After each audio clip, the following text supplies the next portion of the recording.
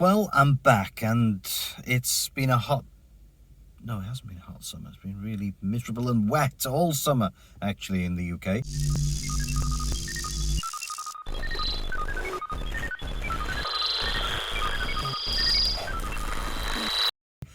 Anyway, I still have been busy. And I know I haven't done any videos, and I've been slacking off. Well, really, I've been with the kids, but I haven't forgotten you. Lens adapters.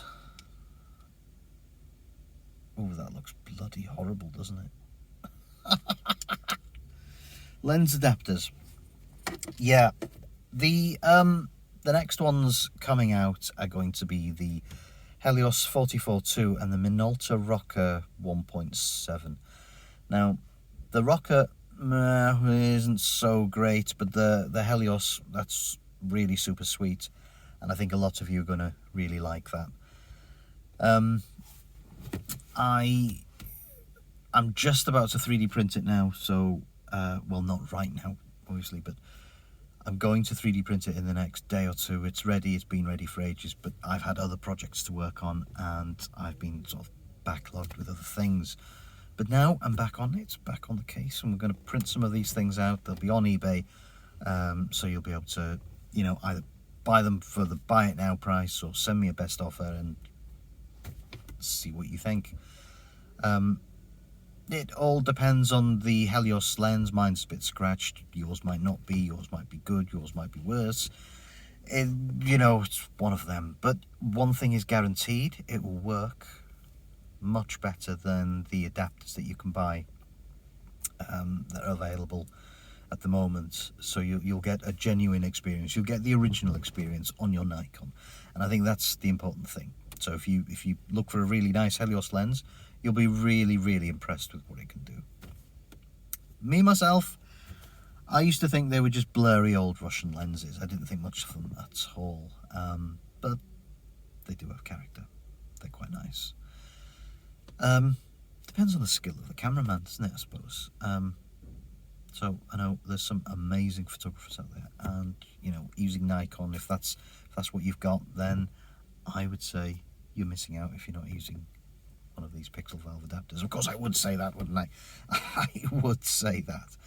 But it's one of these rare opportunities to get one of these things, because I'm not always going to be offering these things for sale. You know, this is just a part-time thing while I'm interested in it. And of course, because I do lots of other things, I'm always going to be chopping and changing and moving on to different projects and whatnot. But at the moment, they're here and they're going to be available. At some point, I do hope to have them on a website where you can just download them and print them out yourself, because the horrible part of this is the printing and the reworking after, because you've got to print them and the resin's sticky and it smells and it's horrible, and then you've got to clean it all up and it's gunky and horrible, and it produces nice results, but it's just a horrible sort of, I'm not keen on the resin printer kind of workflow. It's just sticky. But you know, other people, they don't mind, and if you just happen to have one, if you're making miniatures, and if you just perhaps even know somebody that's got one, you know, downloading it and printing it might not be an issue just for the one-off. But I don't want to be printing hundreds of these things in my garden shed. So they will be on offer for download. I mean, I'm not gonna just, you know, let them go for free like on Thingiverse, but they'll be downloadable for something like £1 or something like that. You know, it'll be just a case of, you know, buy me a coffee type of thing. And I think if that helps some people, because I know the prices on these things that I'm putting up are quite expensive. I mean, an adapter for a Pixelvalve lens, and you're looking at, you know, 20 quid roughly, usually. And that does sound like a lot of money, because if you've gone out and you've bought a 20 quid lens, like a Helios or something, and you just want to mess about with it, and you just want to play with it, and then you think, oh, I've got to buy a bloody 20 quid adapter, you're already adding more to the price. And I don't think it's that much really, but it just depends on how much you pay for a lens. So, you know, if you don't mind paying a lot of money for a lens, then £20 isn't a lot of money in the great scheme of things. But the other side of it is that you have to be technically minded. You have to buy the adapter and then assemble it, because it's not just a case of twisting it onto the back. You've got to take some screws out, you've got to put it together, and some people aren't very good at that. Some people haven't got the time for that. Some people just prefer not to do it. So there's a lot of people out there that this just will still be out of reach of, and it's a pity, but they're going to be available. I'm going to try and make them available for as long as possible. The reason I'm charging money for these at the moment is because obviously I want to cover the costs of my printing, you know, the resin and the printer and things like that, and the hassle of having to actually go there and get my hands dirty and you know, clean these things up. It's not nice sitting in a hot shed with the fumes and the alcohol cleaning these things up, because it's not something that takes 5 minutes. It does take a few hours to do. And then, so the process that I go through when I'm doing these things is so I've done the CAD model and I send it to the printer and it prints with the resin. And then, of course, I have to take it out. It drips, dries. I have to clean them, so that basically means isopropyl alcohol, a bath of alcohol for a little bit, and then I cure them in the sunshine. So there's a few steps, and that's quite easy.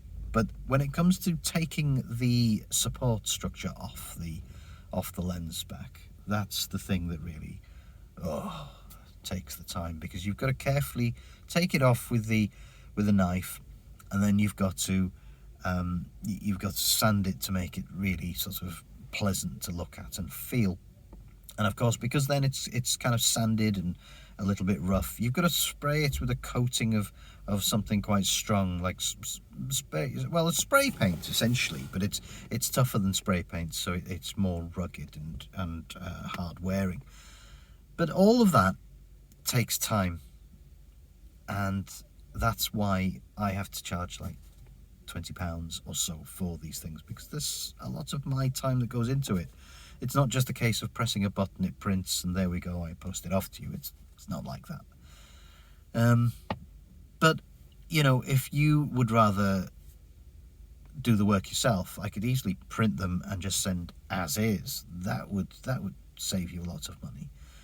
I could do something like that, if you're interested, of course. I mean, if you wanted to sand it and spray it and things yourself, that's great. You can do that, I don't mind. If it saves me work, brilliant. I can, you know, help you with that. But I will probably put these things on download at some point. But of course, that still leaves the problem of what happens to those people who haven't got printers, who can't just print these things out.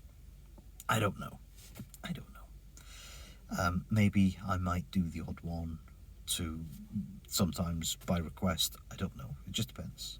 At the moment, there hasn't been a hell of a lot of interest in these, strangely enough. I thought there'd be a lot more people interested, but it's still very nichey, isn't it? You know, because using vintage lenses on modern cameras, it's still quite a nichey thing.